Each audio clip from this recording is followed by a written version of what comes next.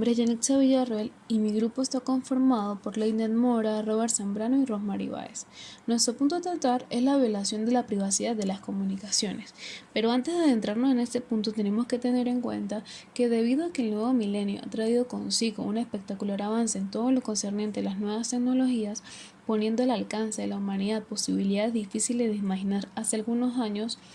esto no ha sido del todo positivo, porque junto con las mejoras de calidad de vida también encontramos nuevas formas de ataque a los derechos personales y a los intereses sociales, por quienes utilizan los nuevos medios para fines ilícitos, en los cuales realizan ataques aún más difíciles de neutralizar y perseguir dadas las características tecnológicas actuales. Y uno de los campos más afectados en ese sentido es sin lugar a dudas el de la privacidad, pero el de la privacidad en su más amplio sentido.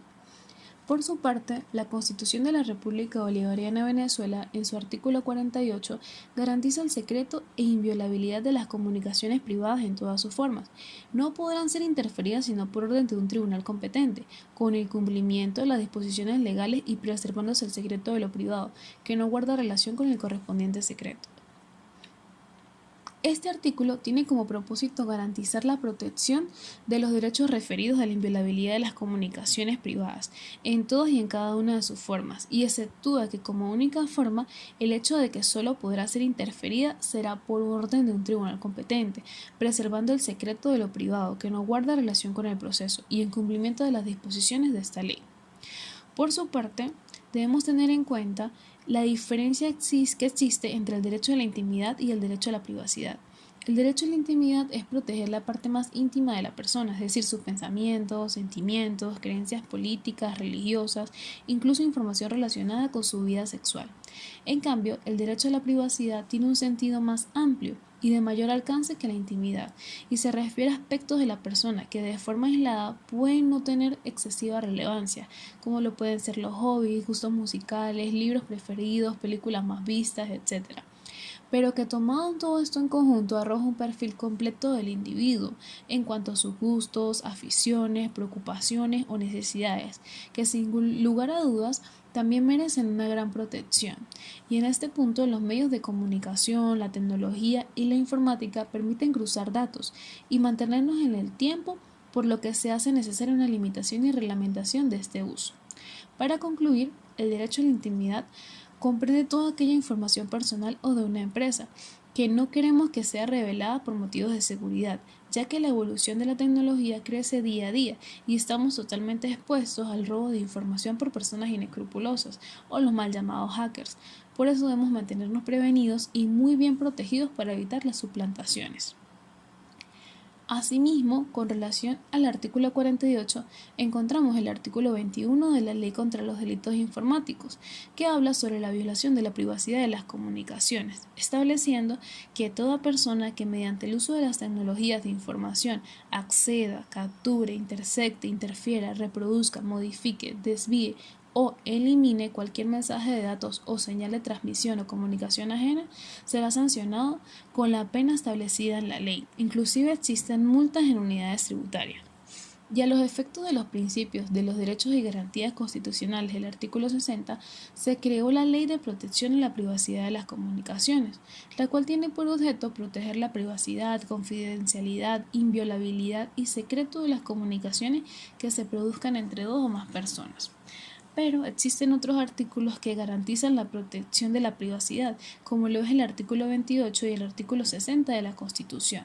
El artículo 28 establece que toda persona tiene derecho de acceder a la información y a los datos que sobre sí misma o sobre sus bienes consten en registros oficiales o privados. Asimismo, el artículo 60 establece que toda persona tiene derecho a la protección de su honor, vida privada, intimidad, propia imagen, confidencialidad y reputación. El siguiente punto a tratar es determinar qué se constituye como delito según la Ley de Protección a la Privacidad de las Comunicaciones.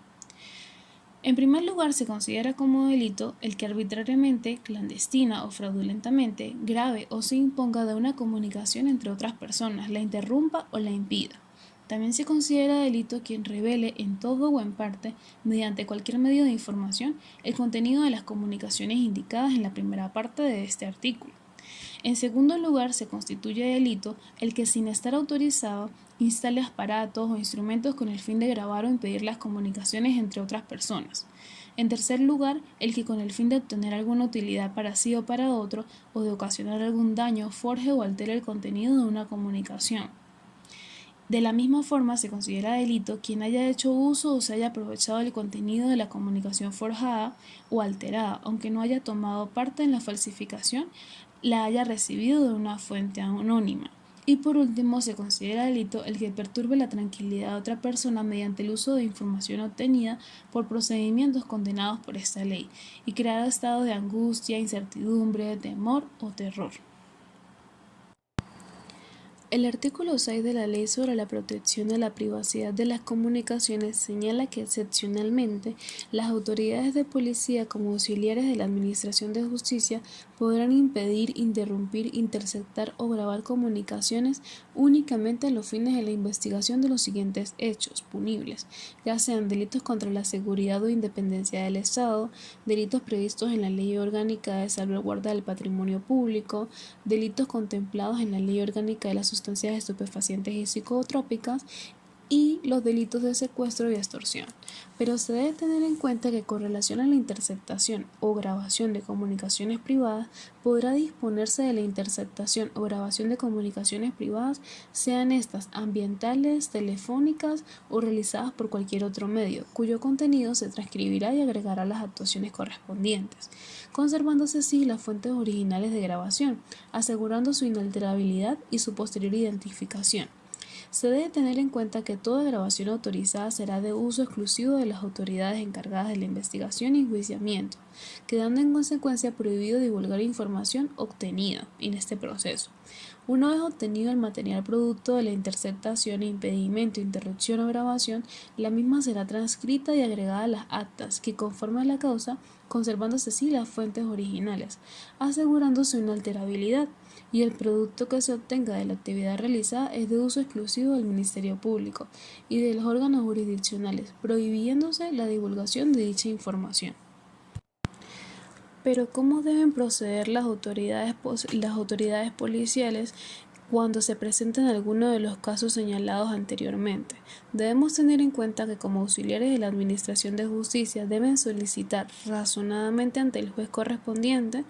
que tenga competencia territorial en el lugar donde se realizó la intervención la correspondiente autorización con expreso señalamiento del tiempo de duración, que no debe exceder de 60 días, a excepción en casos de extrema necesidad y de urgencia, en el cual los órganos de policía podrán actuar sin autorización judicial previa, notificando de inmediato al juez de primera instancia en lo penal sobre esta actuación. En esta acta motivada que se acompañará a las notificaciones y a los efectos de la autorización correspondiente en un lapso no mayor de 8 horas.